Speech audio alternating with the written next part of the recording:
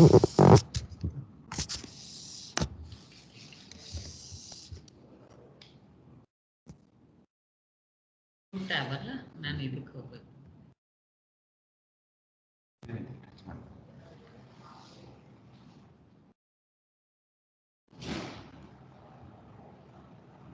morning, students. Good morning. Good morning, ma'am. Yeah. Good morning, ma'am. Yeah, good morning. Very good morning to all of you. So what we have discussed in the last class, anyone? What we have discussed in the last class? Yes?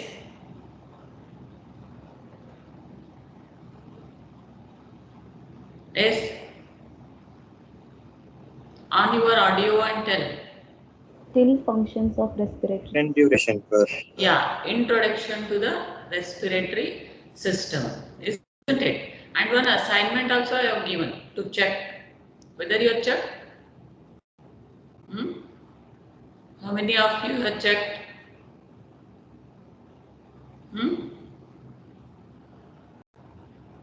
Yes? How many of you have checked?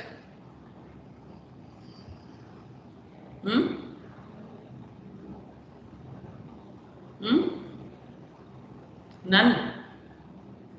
Something I told to check. So this shows your interest and active participation, isn't it? Yes, what I told? So still only 73 students have joined out of 150. Even though the class is from 9 a.m., we are not kept any class from 8 a.m. because that will be troublesome for you people. Yes, anything I told in the last class to check or read? Anyone out of 76 participants? Hello?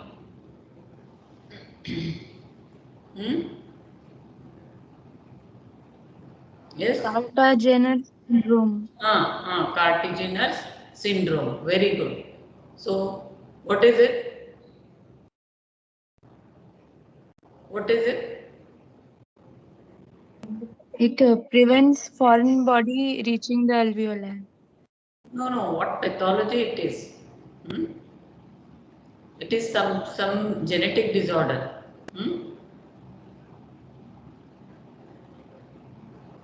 Where the cilia itself will be absent. Okay. The function of ciliated epithelium is to protect the foreign particles entering into the lungs, isn't it? Into the lungs and alveoli. So here the cilia itself will be absent. It's a genetic disorder. Okay. So let us start today's class, continuation of my last class.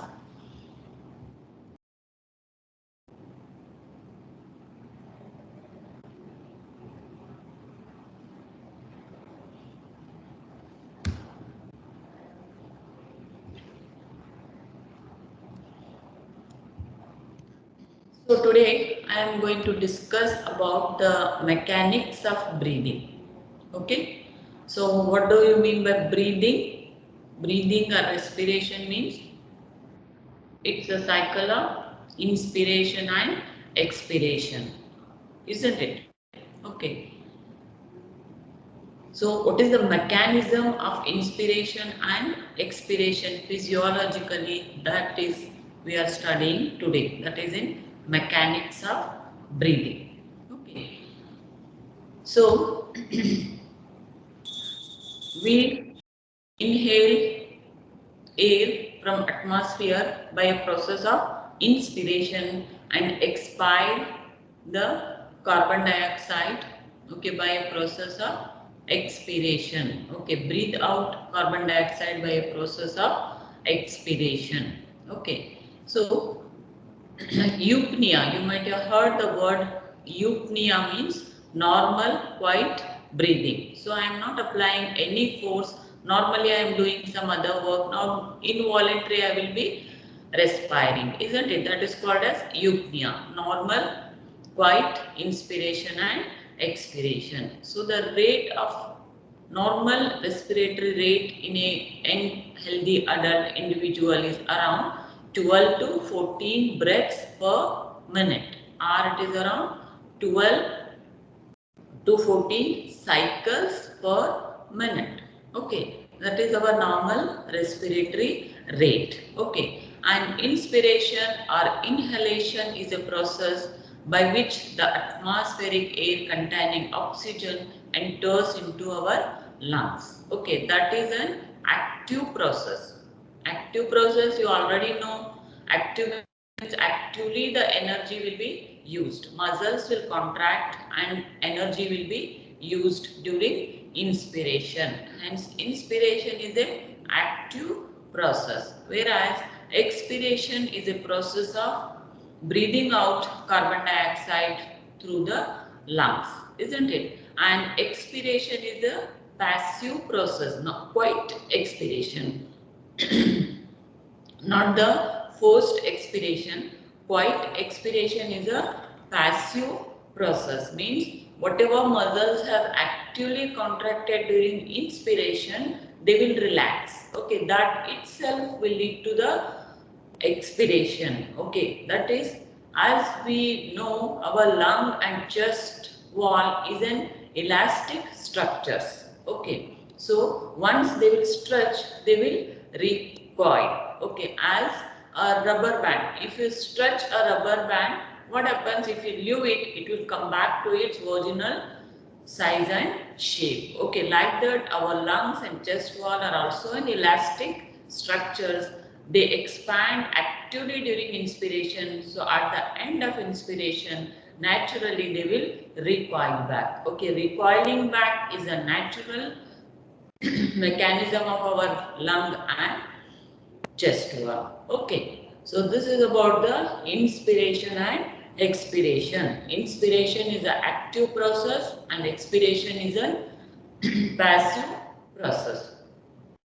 Okay, coming on to the muscles of respiration. So there are some important muscles of respiration which contribute for mainly for inspiration. Okay. So muscles of inspiration are, again there are primary muscles of inspiration and accessory muscles of inspiration. Okay. Primary muscles of inspiration, in that the prime muscle is diaphragm. Okay, diaphragm is one of the important primary muscle of inspiration. Okay, diaphragm, you already know it's an skeletal muscle. Okay, it is supplied by phrenic nerve. That is, it comes from C3, C4 and C5 cervical vertebra. Okay, it's an skeletal muscle. It is dome shaped and it is attached to the lower six ribs. Okay, it is attached to the lower six rib as well as xiphy sternum, that is lower part of our sternum. Okay, so whenever this diaphragm contracts, normally in a resting position, it is dome shaped. Okay, so it is dome shaped like this. So when it contracts, it flattens or it will come down. So that increases the vertical length of our thoracic cage. Okay, vertical length of our thoracic cavity will increase by the diaphragmatic contraction. Okay, so when it is relaxed, it forms a dome shaped. Okay, when it contracts, it flattens and it come down and it increases the vertical length of our thoracic cage. Okay, this is about the one of the important primary muscle of inspiration. Okay, now, so one more diagram showing here. So during inspiration and during expiration. So during inspiration, it has come down, it has flattened, and during expiration, it will come up, forms a dome shape, and it increases the intrapleural pressure. So when it comes down, the volume in the thoracic cavity will increase. as it increases the vertical length of our thoracic cage, volume increases. Volume increases means pressure will decrease, isn't it? According to Boyle's law. So when pressure decreases than the atmospheric pressure, then automatically the air enters from the atmosphere into the lungs. Okay, whereas in expiration, the diaphragm relax and it pushes the lung. Okay, it decreases the vertical length of our thoracic cage, but as the volume decreases, pressure increases in the thoracic cavity and in the lung. Okay, intrapulmonary pressure will increase, and this when this pressure is more than the atmospheric pressure, then expiration occurs. Okay, the air, we breathe out air from lungs to the atmosphere. Okay, this is the mechanism of diaphragm, very important primary muscle of inspiration.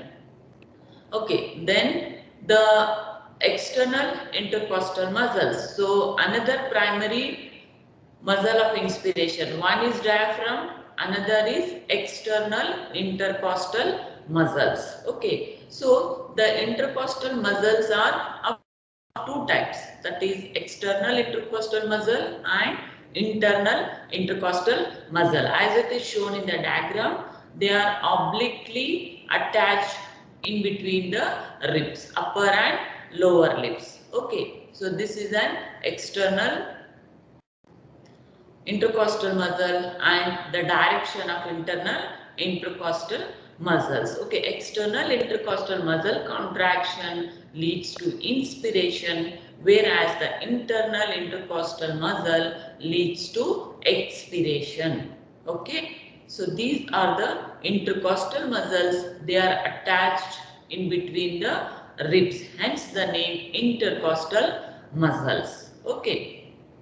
So, during inspiration, because of the contraction of external intercostal muscle, two important movements will occur, like bucket handle effect and pump handle effect. Okay.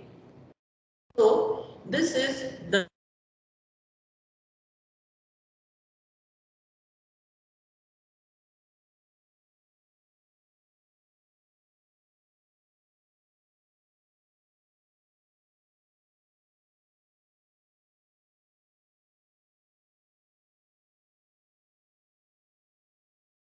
diameter of our chest.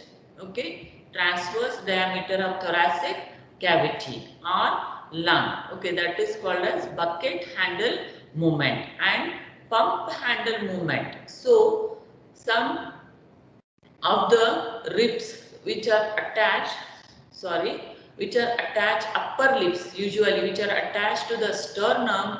Okay, by contraction of these upper external intercostal muscles which are attached to the first 2 to 4 ribs. Okay, the contraction of those muscle causes elevation of sternum. Okay, elevation of sternum, and that causes increase in the antero-posterior diameter of our thoracic cavity. So this movement is compared with the movement of a pump handle movement. Okay, and this movement, that is the movement of the lower lips from 6 to 10 ribs. Okay, that is considered as a bucket handle movement, and this movement primarily increases the transverse diameter of the thoracic cage, and this movement primarily increases the antero-posterior diameter of the thoracic cage. So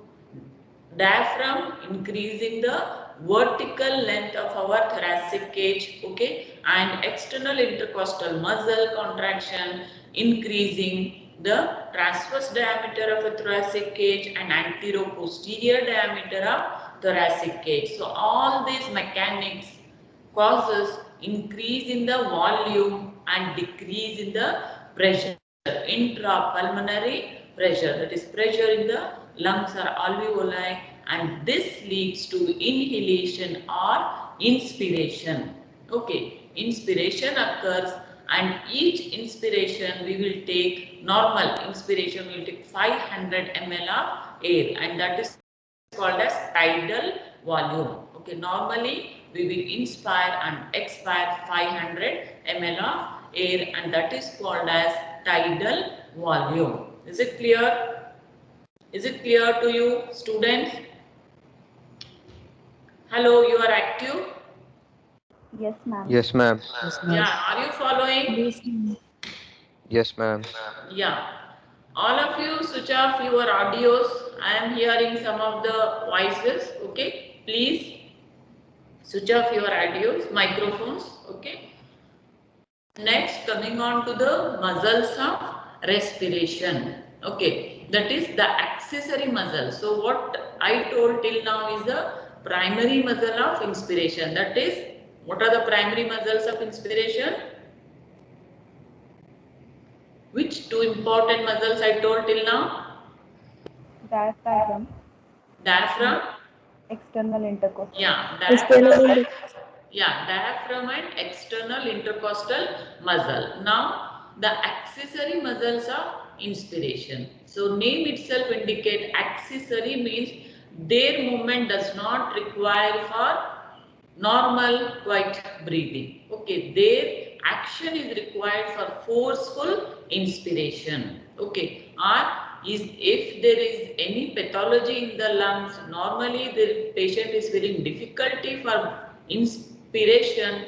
That time these muscles comes into action. Okay, so the accessory muscles of respiration are scalene muscles, sternocleidomastoids, neck and back muscles and muscles of upper respiratory tract. Okay, so these scalene muscles and sternocleidomastoids they attach to the upper two ribs. Okay, and contraction of these muscles again increases the anteroposterior diameter of thoracic cage. Okay, neck and back muscle. So contraction of the back muscle also increases the vertical diameter of a thoracic cage. Okay, and muscles of upper respiratory tract. Okay, they prevent the airway resistance. Okay, like that, all these accessory muscles of inspiration they help in forceful inspiration. Okay. So here the diagram it is showing this is the sternocleidomastoid. Okay, it is attached to the clavicle. Okay, and scalene muscles. Okay, and these are the muscles of inspiration. That is sternocleidomastoid, scalene muscles, pectoralis minor. So all these will work in forceful inspiration, not tidal inspiration. Okay, and external intercostal muscles and diaphragm. So these two are the primary muscles of inspiration, as I told, diaphragm and external intercostal muscle, and these are considered as an accessory muscles of inspiration. Okay, and expiration, as I told you, expiration is a passive process, isn't it? So relaxation of this muscle, that is relaxation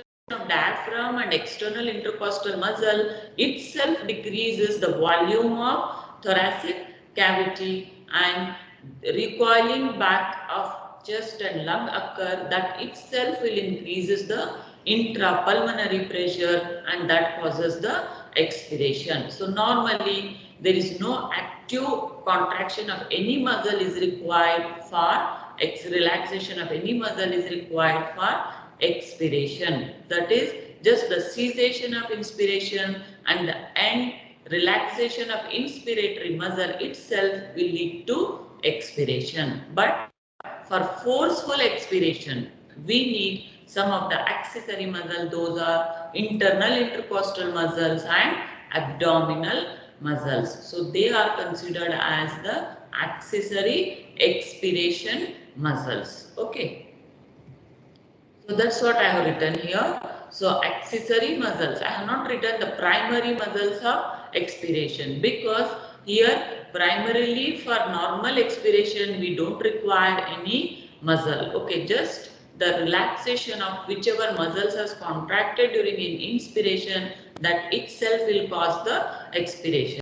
So accessory muscles of expiration are abdominal muscles, internal intercostal muscles, and neck and back muscles. Okay, so whenever the abdominal muscles contract, okay, intra-abdominal pressure will increase and that pushes diaphragm to above. Okay, it pushes the diaphragm and that causes decrease in the volume of thoracic cage, increase in the pressure, and we will breathe out air from lungs to the atmosphere. Is it okay? Okay, so these are the accessory muscles of expiration. Even intercostal muscle, the contraction of intercostal muscle decreases the anteroposterior diameter, okay, and leads to, they also helpful in forceful expiration. Okay. So again, this is a composite diagram showing the mechanics of breathing. So during inspiration, diaphragm is contracted and pulled down, okay, and external intercostal muscles will contract and thoracic cavity, volume of the thoracic cavity will increase and air will enter, that is inspiration occurs. Okay, whereas in the expiration diaphragm relaxes and return to its dome shape. Okay, and the contracted internal intercostal muscles, okay, and the external intercostal muscles will relax, okay, and lung returns to its original volume and the air, we will breathe out air from lungs to the atmosphere. Okay, so this is the diagram showing mechanics of breathing. Now coming on to the types of breathing. Okay, so there are two types of breathing, that is abdominothoracic breathing and thoraco-abdominal breathing. So the name itself indicates abdominothoracic breathing, it predominantly occurs in males. Okay, here the movement of abdomen is more compared to the movements of thorax. Okay, and thoraco-abdominal breathing, this occurs in the females. Here the movement of thorax is followed by movements of abdomen. Okay, so this is because of the inherent properties of male and female, the pattern of thoracic cage in male and females. Okay, so the abdominothoracic breathing occurs in males and thoraco-abdominal type of breathing normally occurs in females. Now, coming on to the summary of mechanics of breathing, whatever we have discussed till now. Okay, so for inspiration, what happens? Contraction of diaphragm and other inspiratory muscles like external intercostal muscles, and that leads to expansion of thoracic cage. Intrapleural pressure becomes more negative. Okay, this I will be dealing now. What is intrapleural pressure? So intrapleural pressure is always negative, but during inspiration it again becomes more negative. Okay, and increase in transpulmonary pressure. Okay, so this increase in pressure leads to inflation of lungs. Okay,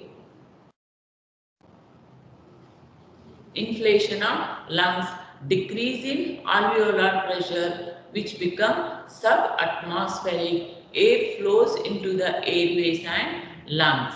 Okay, this is the mechanism of inspiration and cessation of contraction of inspiratory muscles and inspiration. Okay, this is the overall mechanism which occurs during inspiration. Okay, whereas in expiration, relaxation of inspiratory muscle. Okay, drooping of rib cage. Intrapleural pressure becomes less negative. Okay, and decrease in transpulmonary pressure, that is back towards pre-inspiratory level. Deflation or recoiling of stretch lung occurs. Okay, and decrease in alveolar diameter. Alveolar pressure becomes greater than atmospheric pressure. Air is pushed out of the lungs and expiration continues until alveolar pressure equals atmospheric pressure. Okay, this is what we discussed till now, the various movement which occurs to bring these changes. Okay, so this is a very simple flow chart. You can write like this in the exam also. Okay, what is the mechanism of inspiration? It is there in your GK PAL book. Okay, don't worry. And what is the mechanism during expiration? Okay. Now coming on to the pressure changes during breathing. Okay, or ventilation. So there are three types of pressure, you must know. This is very important topic for you people, because there is one chart also by showing these graphs. Okay, so we will give you this chart during your university exams. Okay, so try to understand it properly. Okay, so pressure changes during breathing. So there are three types of pressures, that is intrapleural pressure, transmural pressure and alveolar pressure, or it is also called as intrapulmonary pressure. Okay, alveolar pressure is also called as intrapulmonary pressure. Okay, so intrapleural pressure, I told you already that there are two layers of pleura, isn't it? Parietal pleura and visceral pleura. Parietal pleura is attached to the chest wall and visceral pleura is attached to the outer surface of the lung, and in between these two layers there is a cavity that is called as pleural cavity that has some minute amount of fluid, and this helps in lung expansion, isn't it? I told you already this. So there is some pressure in that pleural cavity, that is called as intrapleural pressure. So this graph shows the intrapleural pressure. So, and this is an intra alveolar pressure or intrapulmonary pressure. Okay, so here what happens, the intrapleural pressure, or here it is written only pleural pressure, no problem. Okay, so this is always negative, you can see here in the graph, isn't it? So in this graph you can make out that intrapleural pressure is always negative. So during quiet breathing, so at the end of inspiration or at the end of expiration, it will be almost -2. Here it is shown little more, okay, till up to -5. Okay, no problem. So normally in your book it has given during at the end of inspiration or expiration, when no respiratory movements are occurring, that is during quiet movement, the intrapleural pressure is -2 cent. Yeah, that is mm of Hg, but -2 mm of Hg, but it will be around -5 centimeter of water. Okay, so during quiet breathing, it is around -5 centimeter of water. Okay, during inspiration, this is inspiration and this is the phase of expiration. So at the middle of inspiration or at the peak of inspiration, you can make out it has gone to below -6 or up to -7 it may go. Okay, so it goes to -7 centimeter of water.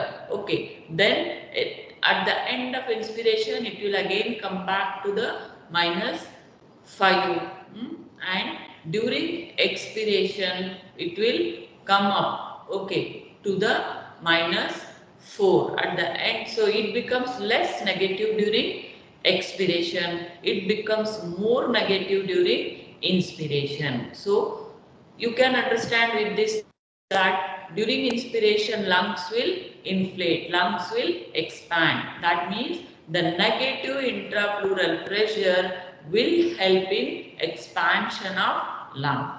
Okay, and whereas the positive or less negative intrapleural pressure will lead to the recoiling back of the lungs. That is, it occurs during expiration. Okay, this is about the intrapleural pressure. It is always negative. Okay, so during quiet breathing, it is around -5 centimeter of water. It reaches to -7 centimeter of water at the peak of inspiration. Okay, and it becomes less negative during expiration, that it comes back to the -5 centimeter of water, and at the end of expiration again it is -5 centimeter of water. This is about the intrapleural pressure. Okay. Now coming on to the transpulmonary, I'll tell you afterwards. So let us read about this alveolar pressure. So alveolar pressure is at the end of inspiration or at the end of expiration or during the quiet phase, it is almost zero. Okay, alveolar pressure is almost zero. Zero means it is same as that of atmospheric pressure. So what is our atmospheric pressure? How much is the normal atmospheric pressure? Yes? Anyone? What is our normal atmospheric pressure? Yes? Anyone? Students? Are you here? What is normal atmospheric pressure? No one? Okay. 760. Yeah, 760. Yes, mm of Hg, correct. So that is the normal atmospheric pressure. So at the end of inspiration and at the end of expiration, the alveolar pressure is equal to the atmospheric pressure, that is considered as 0.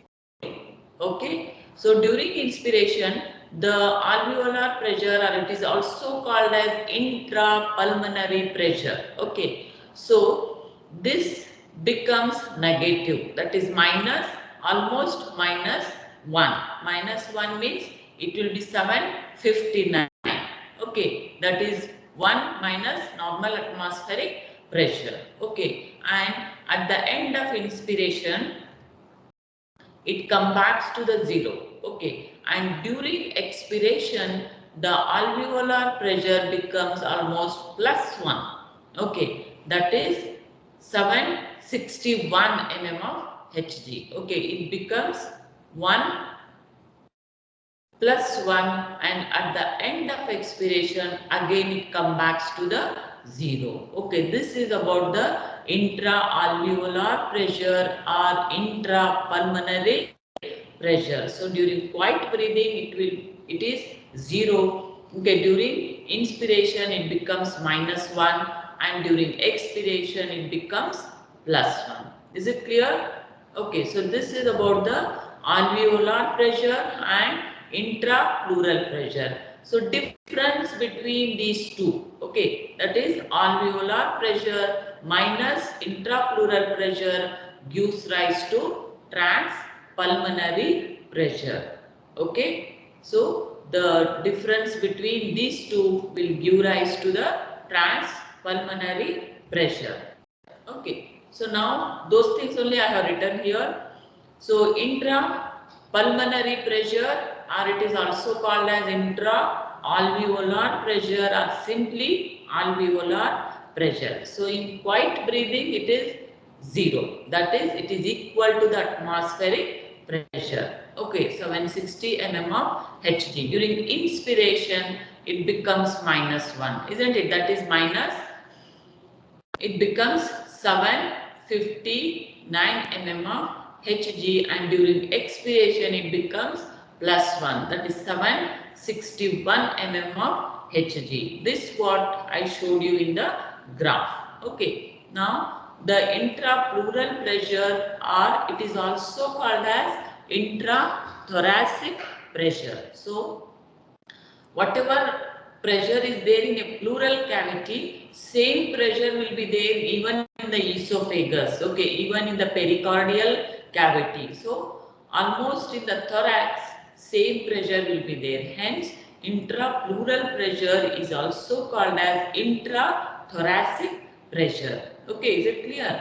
So in quiet breathing, it will be around minus 2 mm of Hg, but in graph it has shown minus 5 centimeter of water. But if it is in mm of Hg, it is minus 2 mm of Hg. So question arises here, why the intrapleural pressure is always negative? So the reason here is the tendency of a lung is to collapse, okay, due to intra-alveolar negative pressure. So as lung and thoracic cage are elastic structures, the lung always tends to recoil back, okay, and thoracic cage, the tendency of a thoracic cage is always to expand, okay. So lungs tries to go back, shrink, and chest wall tries to expand. So these two creates a negative pressure in our pleural cavity. These two equal and opposite movements which are caused by lungs, recoiling of the lungs, and thoracic cage, expansion of thoracic cage causes the intrapleural pressure to negative. Okay, are you understanding? So in quiet breathing, the intrapleural pressure is minus 2 mm of Hg, okay, and it is always negative, and during at the end of peak of inspiration it becomes minus 6 to minus 7 mm of Hg, and again it will come back to minus 2 during expiration. Okay. Now intra factors affecting intrapleural pressure. Okay, what are the factors which affect intrapleural pressure? Physiologically, in deep inspiration, this may reach up to minus 30 mm of Hg. Okay, so during normal inspiration, it goes to minus 7, but when you take deep inspiration, the intrapleural pressure may decrease to 30 mm of Hg, and during Valsalva maneuver the pressure will come to the positive side. Okay, what is Valsalva maneuver? It's forceful expiration against a closed glottis. That is called as Valsalva maneuver. During Valsalva maneuver, the intrapleural pressure becomes positive, that is plus 60 to 70 mm of Hg. And one more, there is a Muller's maneuver is also there. Okay, if you are interested, you find out what happens to intrapleural pressure in Muller's maneuver and what is that. Okay, now effect of gravity. So if a person is standing, so this intrapleural pressure is not equal throughout the length of a pleural cavity. So when in a standing position or upright position, if I am standing, so the intrapleural pressure at the apex of the lung will be minus 7, whereas at the base of the lung will be, it is minus 2 mm of Hg. This is because of the effect of gravity. Okay, and clinical significance is during first part of inspiration, more of inspired gas goes to the apices than to the bases. Okay, so if the pressure is more negative, means it helps in expansion or inflation of the lung more, isn't it? So the inspired air goes to the apices than to the bases. Okay, and how we measure this intrapleural pressure? Okay, intrapleural pressure can be measured because directly intrapleural pressure measuring by inserting needle into the pleural cavity may be dangerous. Okay, if you puncture the pleura, air may enter and that may lead to the formation of pneumothorax. Okay, and the lungs may damage. Hence, what we will do, as I told you, intrapleural pressure is same as that of intrathoracic pressure. So the pressure inside the esophagus is also same as that of the intrapleural pressure. So we will measure the intrapleural pressure by inserting a balloon catheter into the esophagus. Okay, so lower end of esophagus. So by measuring the intraesophageal pressure, we can measure the intrapleural pressure. Is it clear? So we will not directly puncture the pleural cavity. We insert the balloon catheter into the esophagus through the mouth and measure the intraesophageal pressure that will be equal to the intrapleural pressure. Okay, and pathological condition in which the this intrapleural pressure will alter. So emphysema. So in emphysema, loss or decrease in lung elasticity occurs and decrease in intrapleural pressure leads to expansion of thoracic cage. That is, we'll get barrel shaped chest. Okay. So usually we have a transverse diameter more, okay, compared to the anterior-posterior diameter. Okay, normal shape of the chest. But in case of emphysema, it becomes barrel-shaped chest. Okay, so here what happens? Loss or decrease in the lung elasticity occur, which leads to decrease in intrapleural pressure and which leads to expansion of thoracic cage. Okay, now injury to the thoracic wall. Okay, that is pneumothorax leads to collapse of the lung. So if there is an injury to the pleural cavity and air enters into the pleural cavity, that may leads to the collapse of the lung. Okay, so we need proper pleural cavity and that pressure to maintain the normal shape of our chest and lungs. Okay.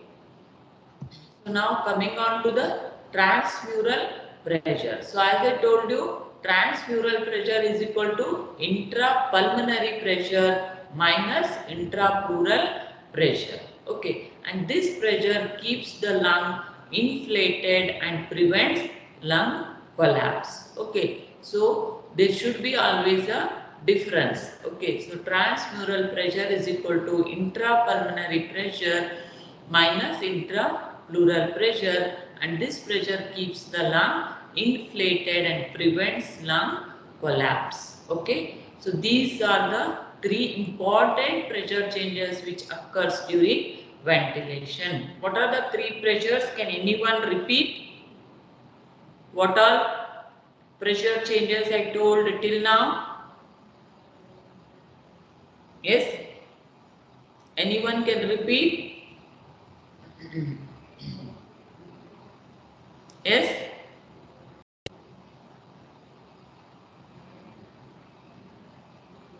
Yes? Nobody is here? Hmm? That means I presume that none of you are actively participating. Hmm? None of you are noting down the points. Hmm? So what all pressures we discussed till now? Three types of pressure changes. What are those? Yes? Pleural pressure, Yeah, transpulmonary intrapleural pressure. Okay. pressure, Huh? alveolar. Yeah, alveolar pressure or intrapulmonary pressure. Okay, so three pressures we studied till now, that is the intrapleural pressure. So you must remember intrapleural pressure is always negative. Okay, so it changes from -2 to -6 during normal inspiration. Okay, so it remains up to -2. Okay, so it will not come to the positive side during normal inspiration and expiration. Okay, then intra-alveolar pressure or intrapulmonary pressure, that is 0. Normally it is 0 at quiet breathing. Okay. During inspiration it becomes -1 and during expiration it becomes +1. Okay. And transmural pressure is difference between intrapulmonary pressure and intrapleural pressure. Okay. Is it clear? Now coming on to some of the applied aspect. So in case of asthma, constriction of small airway occurs, excess mucus secretion occurs and histamine-induced edema occurs, and this causes obstruction for expiration. Okay, so prolonged expiration will occur in asthma and that leads to a specific sound called wheeze, isn't it? And in case of a bronchitis, long-term inflammatory response causing thickened wall and overproduction of mucus occurs. And in emphysema, collapse of smaller airways and breakdown of alveolar wall occurs. And in case of alveolar surface tension, so surface tension I have not covered, I will cover in the next class. Okay. So deficiency of surfactant leads to increase in negative intra-alveolar pressure and collapse of lungs. Okay, these are some of the applied aspect. You go through details in your respective textbooks. Okay. So thank you. Today we have covered the mechanics of breathing. Okay, what is the mechanism of inspiration and expiration, and what are the pressure changes that occurs during ventilation. Okay, during respiration. So next class I will be dealing with the compliance of the lung. Okay, that is the mechanical property of a lung. Okay, compliance is nothing but distensibility of the lung, and I will be taking class about the surfactant and surface tension in the next class. Okay, so read this in your respective textbooks. If you have any doubt, you can ask anytime. Okay, so this is the time of pandemic, so I will advise you to stay in home. Okay, maintain the social distancing. Okay, so if you have some mild symptom also, anybody in your family is also mild symptom, okay, contact the doctor immediately. Okay, be safe, stay safe. Okay, good day. Thank you, ma'am. Thank you, ma'am.